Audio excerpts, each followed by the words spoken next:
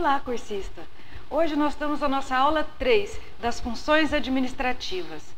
Os objetivos de aprendizagem da nossa aula de hoje é conhecer os efeitos da teoria na vivência e na prática do cotidiano e conhecer ainda as ferramentas disponíveis para uma boa gestão. Hoje nós vamos falar sobre o fluxograma, em especial essa ferramenta. O fluxograma é um tipo de diagrama que pode ser entendido como uma representação esquemática de um processo. Muitas vezes ele é feito através de gráficos que ilustram de forma descomplicada a transcrição das informações entre os elementos que compõem o fluxograma.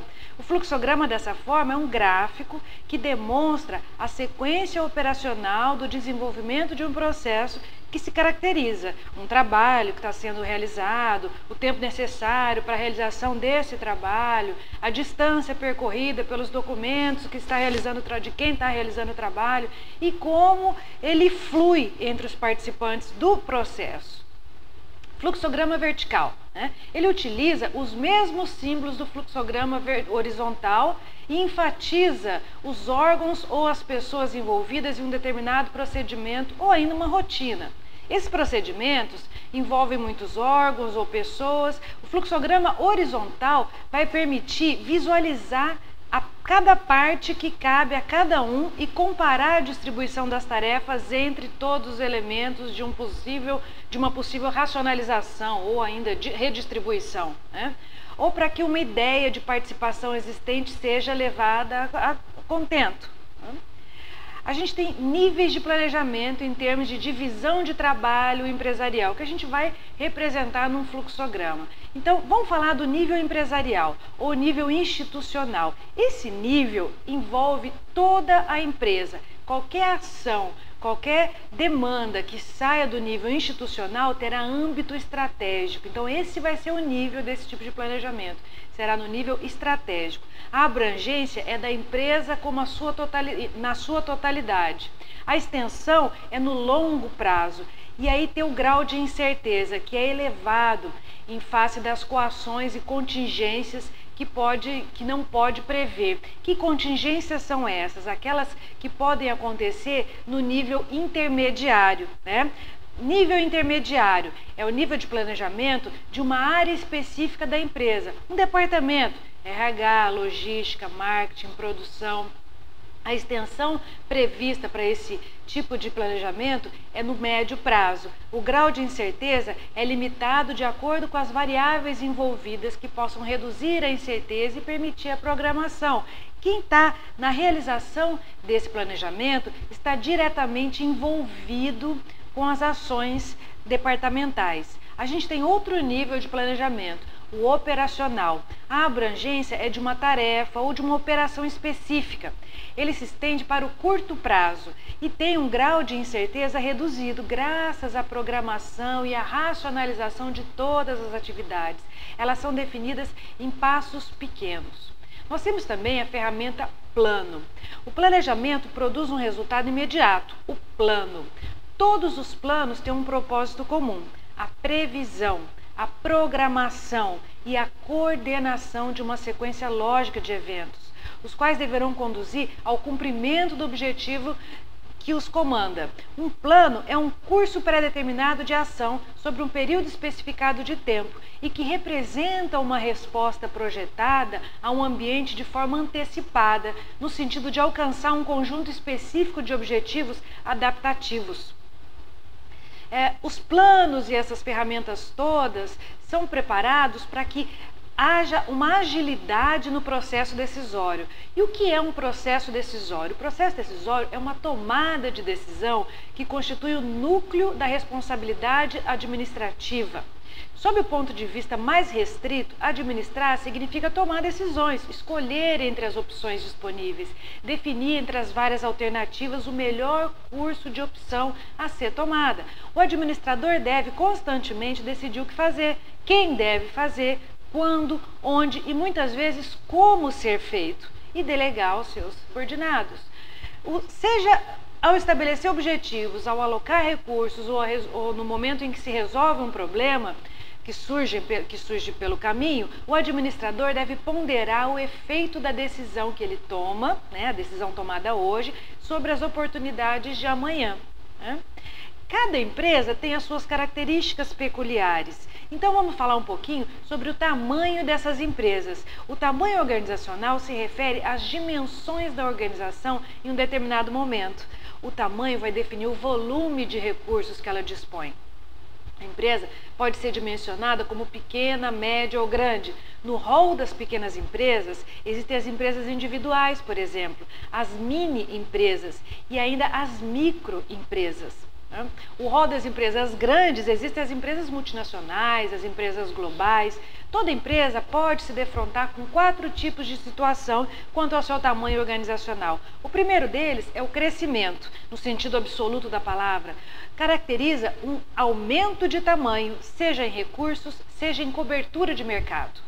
O segundo deles é o desenvolvimento, no seu sentido relativo, que caracteriza uma certa melhoria, seja em recursos, seja em abrangência de mercado, nos níveis de qualidade, de produtividade ou ainda de rentabilidade. O terceiro é a sobrevivência, que caracteriza a manutenção da situação que a empresa conseguiu chegar ou alcançar até o momento, né? A empresa pode sobreviver mantendo-se em uma situação inalterada ao longo do tempo, sem crescer e sem declinar. E o declínio? O declínio é caracterizado por uma redução das suas atividades, pela perda de recursos ou ainda pela diminuição da abrangência mercadológica da empresa. O crescimento provoca mudanças e alterações quanto à forma de organização, o desenho da estrutura da própria empresa. O tamanho, então, é uma consequência do crescimento e pode ser facilmente observado e medido. O crescimento depende ainda das seguintes funções: demanda pelos produtos, né, oferecidos pela empresa, né, é grande, é pequena, quanto mais houver demanda, mais fácil será o crescimento, né?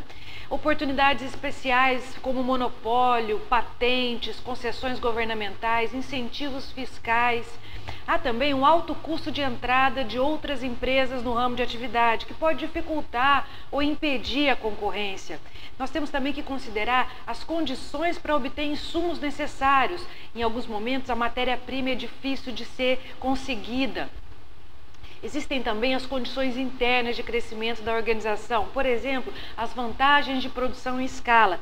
Quando uma tecnologia empregada permite economias ou vantagens que proporcionam uma escala maior de operações, a escala significa o elevado número de operações. A eficiência financeira é uma decorrência das operações de maior escala. Quanto mais se produz o mesmo item, mais barato fica. Existe o critério também da plena utilização dos recursos disponíveis, que é quando uma empresa reduz totalmente os desperdícios, o que todas querem, ou a subutilização de recursos e alcança um elevado grau de eficiência operacional. Nós temos que considerar também os recursos e competências para criar novos empregos e gerar novas oportunidades. As empresas podem desenvolver recursos e competências que sejam capazes de gerar novas oportunidades de negócios com novos produtos, novos serviços ou ainda criando novos mercados para serem trabalhados. O tamanho de uma empresa é um aspecto muito importante na compreensão da sua estrutura e do seu comportamento. O tamanho, então, é a dimensão que envolve o número de empregados ou o volume de recursos e as instalações de uma empresa. Uma organização é definida pela estrutura e pelas unidades orgânicas a serem criadas com a finalidade de desempenhar diversas finalidades, né? Diversas outras finalidades. Por exemplo, a definição das responsabilidades e as relações hierárquicas e funcionais entre as mesmas. A divisão de trabalho dá origem aos departamentos, e os departamentos ocupam um papel de grande importância nas organizações, seja qual for o seu porte, grande, pequena, média.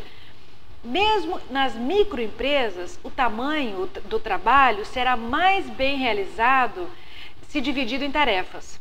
E esse trabalho, dividido em tarefas, pode ser entendido como o controle e o recebimento no dia a dia, no cotidiano, das ações e dos fluxos internos da empresa. Como consequência de uma divisão de trabalho, de uma especificação de ações, surge a própria especificação.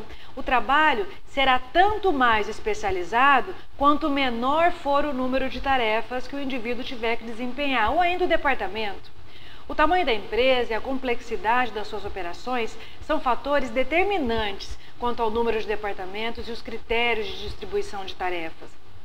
Nas microempresas e nas pequenas empresas, é bastante comum encontrar o departamento com uma única pessoa e diferentes tarefas. Em organizações maiores, por exemplo, a gente encontra modelos de organização com estrutura mais especializada, como a organização por produto, por exemplo. No caso de uma empresa, ter uma linha diversificada de produtos e de serviços que ela fornece, elabora e tudo mais. Um exemplo, uma montadora de automóvel, com a divisão de utilitário separada de carros de passeio para carro utilitário.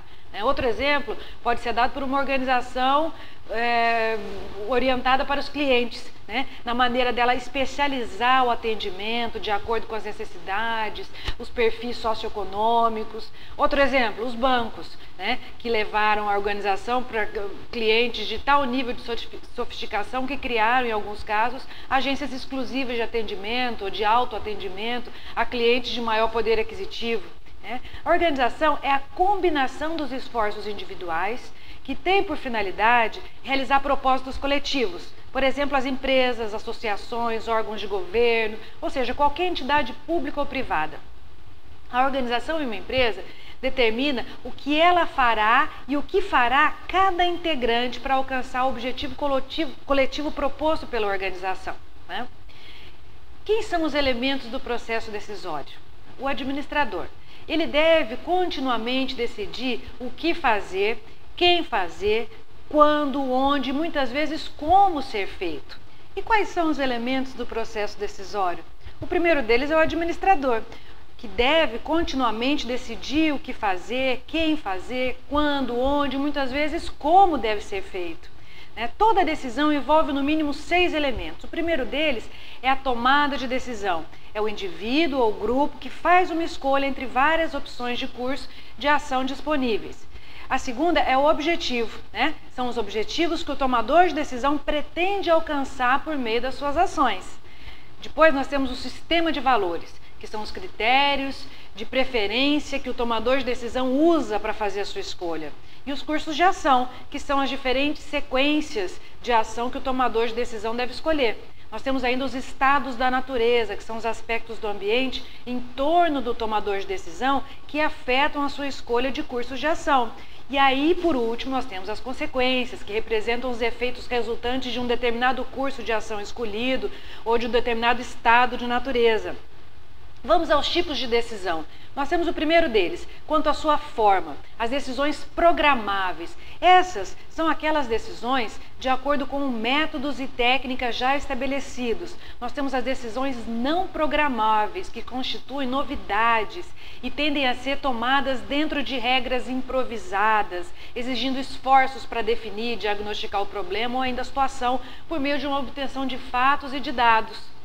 Nós temos os níveis de decisão. Nós temos decisões estratégicas que estão relacionadas à interação entre a empresa e o ambiente. São amplas, genéricas e guiam o comportamento da empresa como um todo. Nós temos decisões administrativas que estão relacionadas com aspectos internos da empresa, que envolvem departamento ou unidades organizacionais, alocação e distribuição de recursos. Nós temos as decisões operacionais, que estão relacionadas com as tarefas, com os cargos e com os aspectos cotidianos das operações das empresas. Agora, nós temos tipos de planos também. Nós temos os táticos, que são os planos de produção, os planos financeiros, os planos de marketing, os planos de recursos humanos. Nós temos as políticas. Uma política é um guia genérico para a ação. Ela limita a ação, mas não especifica o tempo. Diferente da programação, é só uma política. É uma definição de propósitos comuns de uma empresa e estabelece linhas de orientação. e limites para a ação dos indivíduos responsáveis pela implementação desses planos, né? Por exemplo, nós temos as decisões que nós podemos tomar, nós temos as decisões que são tomadas em resposta a algum problema a ser resolvido, são aquelas imediatistas, alguma necessidade que surge para ser satisfeita ou algum objetivo a ser alcançado. E deve respeitar 4 fases. A primeira delas é a definição do diagnóstico do problema. É a obtenção dos dados e dos fatos a respeito do problema, o que é que aconteceu, suas relações com o contexto mais amplo, as suas causas, as definições, enfim, e o diagnóstico. Depois nós temos a procura de soluções alternativas mais promissoras, que envolve a busca de recursos alternativos de ação disponíveis e possíveis para se mostrarem mais promissoras para a solução do problema. Nós temos a análise e comparação dessas alternativas de solução, onde várias alternativas de cursos de ação são analisadas, ponderadas e comparadas, no sentido de verificar os custos, né? Tempo, esforço, recurso.